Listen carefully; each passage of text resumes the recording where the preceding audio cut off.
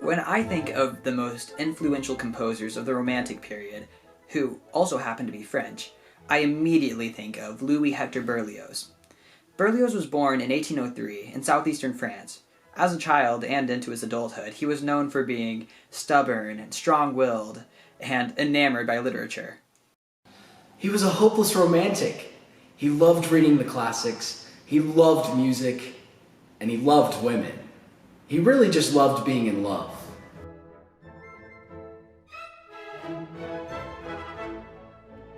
His music is so defining because he allows his emotions and the stories that he created around them to dictate the structure of his pieces. And oftentimes, these structures stray from the norms. His writing was story-driven. His harmonic language is unique, primarily because he wasn't proficient in any instrument. He played flute and guitar as a child, but never achieved what he would consider notable skill in either instrument.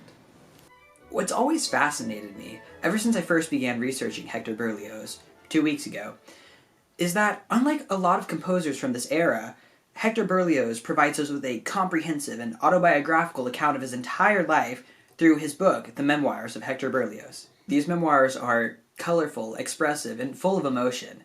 They read like a novel. And, of course, some of his accounts seem so exaggerated that it almost seems impossible not to take them with a grain of salt. For example, in the beginning chapters, he describes how his father, Louis Berlioz, was a physician and wanted Berlioz to pursue medicine, so he sent him to a medical school in Paris. After having to dissect a person, Berlioz writes about how he leapt out of the second-story window to escape the medical school and ran all the way to his home near the opera house, never again to return. He writes, "The appearance of this horrible human mass grave, these scattered limbs, these grimacing heads, these half-opened skulls, the bloody cesspool in which we walked, the revolting smell which we exhaled from it, the swarms of sparrows fighting over the shreds of lungs, the rats nibbling in their corner of the bleeding vertebrae, filled me with such terror that, jumping out of the amphitheater window, I fled at full speed and ran panting home, as if death in its dreadful sound procession would have been after me. I spent 24 hours under the influence of the first impression, without wanting to hear any more about anatomy or dissection or medicine."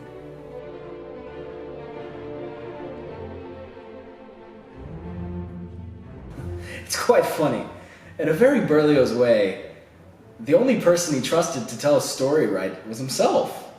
In chapter 4 of his memoirs, he reads, "I was only 12 and a half years old at the time.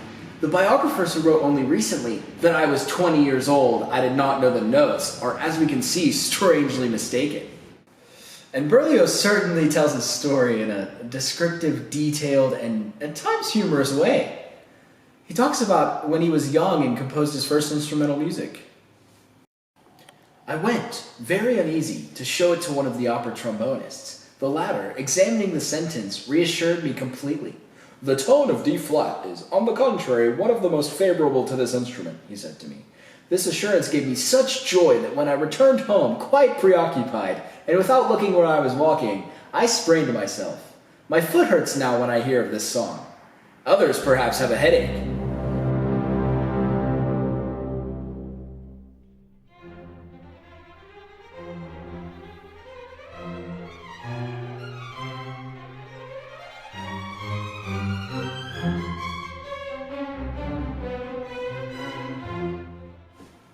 One of Berlioz's favorite authors was William Shakespeare. He references many of his works in his memoirs and takes a lot of inspiration from him. So it only seems fitting that when attending a production of Hamlet, he fell in love.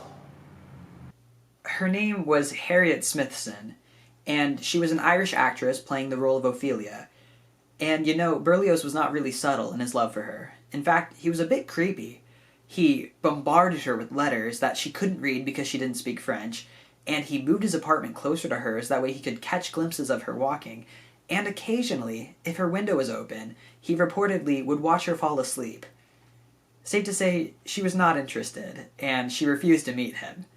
His unrequited love for her is thought to have inspired his perhaps most famous work, his Symphonie Fantastique. His Symphonie Fantastique premiered in 1830 and is a beautiful and exciting piece that follows the story of a young artist, thought to be Berlioz, who falls in love with a woman who does not love him back, thought to be Harriet Smithson, and then the artist takes opium, which is actually something that Berlioz frequently did, and then he hallucinates a vision of himself getting his head chopped off and then going to hell, where he then sees the woman that he fell in love with tormenting him in the form of a witch. So, yeah.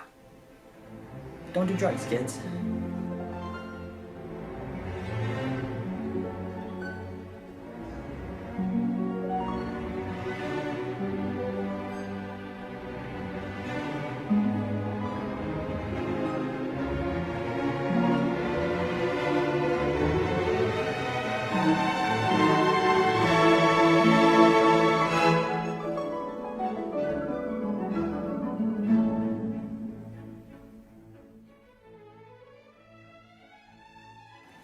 1830 was a big year for Berlioz. Not only did his Symphonie Fantastique premiere to considerable success, gaining even more of a reputation after his friend Franz Liszt arranged it for piano. In 1830, Berlioz also won the Prix de Rome, an international composing prize that he had attempted to win 3 previous times. The prize included a decent amount of money and had him relocate to Rome for a short period, where he met and became great friends with Felix Mendelssohn. To top off his successes, in 1830, he got engaged. And no, not Harriet Smithson, who still showed no sign of interest. He became infatuated with a pianist named Marie Félicité Denise Moch and proposed to her. They became engaged and stayed that way for a few years. Her mother did not approve and wrote to Berlioz while he was away in Italy, informing him that Marie would be breaking off the engagement and marrying another man named Camille Pale instead. This is probably one of my favorite stories about Berlioz, and it's because it's so random and absurd and kind of dark. So basically, after feeling love's keen sting and finding out that his engagement with Marie is broken off, Berlioz decides that he's going to murder his ex-fiancée, her mother, and her new man, Camille Pale, and then proceed to kill himself. And he made this entire elaborate plan to do it. And he actually proceeded with several of the steps. He stole 2 pistols, which he would use to kill them, and then he bought a costume that would disguise himself as a woman, specifically a French maid. And the entire thing was basically like the movie Mrs. Doubtfire, except if Mrs. Doubtfire killed everyone. And thankfully, he decided that the entire thing was a bit of an overreaction before actually carrying it out. And so you might be wondering, how do historians even know about this then? Well, he wrote about it in his memoirs. He writes, "So I took the road without losing heart. I even went over with great care in my head the little comedy I was going to play when I arrived in Paris. I introduced myself around 9 o'clock in the evening, when the family was gathered and ready for tea. I was announced as the maid of Madame la Comtesse, in charge of an important and urgent message. I was introduced to the living room. I handed over a letter, and while we were busy reading it, drawing from my breast my 2 double pistols, I smashed my head at number 1. At number 2, I grabbed by the hair number 3. I made myself known. Despite his cries, I addressed my 3rd compliment, after which, before this concert of voices and instruments had attracted the curious, I let loose on my right temple the irresistible 4th argument, and if the pistol were to fail, that is seen, I hastened to have resorted to my little bottles. Oh, the pretty scene! However, despite my condensed rage, I sometimes said to myself as I walked along, yes, it will be a very pleasant moment, but the need to kill me afterwards is quite unfortunate." Instead of carrying out his plans, Berlioz channeled his feelings into what would be intended as a sequel to his Symphonie Fantastique, a work called Lélio. This piece, premiered in 1832, makes use of the famous Idée fixe, the recurring musical theme symbolizing the beloved. Originally thought to be written for his unrequited love of his ex-fiancée, Berlioz then later changed the meaning of the piece to be for Harriet Smithson. She was invited to a performance of this piece and realized it was about her, at which point she finally agreed to see it. They became lovers, and in 1833 finally got married. Berlioz's next big project was being commissioned by Niccolo Paganini in 1834 for a solo that showed off his talent in Stradivarius viola. So Berlioz wrote Harold in Italy, which featured the viola without compromising the contribution of the orchestra. Paganini was upset with all of the rests in the Allegro movement. It was not what he wanted, so he did not play in its premiere. However, the story goes that upon hearing it for the first time 4 years later, Paganini was humbled and admitted that he was mistaken in a grand gesture of kneeling before Berlioz on the stage and asking for his forgiveness, while also paying him a large sum. Whether true or not, Paganini respected Berlioz as a conductor, and the two became friends. At this point, Hector Berlioz and Harriet Smithson had a son, Louis Berlioz, but their marriage wasn't great. Harriet's health had started gradually deteriorating, and Berlioz began having an affair with a woman named Marie Rossio, who was a singer at the Paris Opera. Later, after Harriet's death, Berlioz would get remarried to Marie Rossio.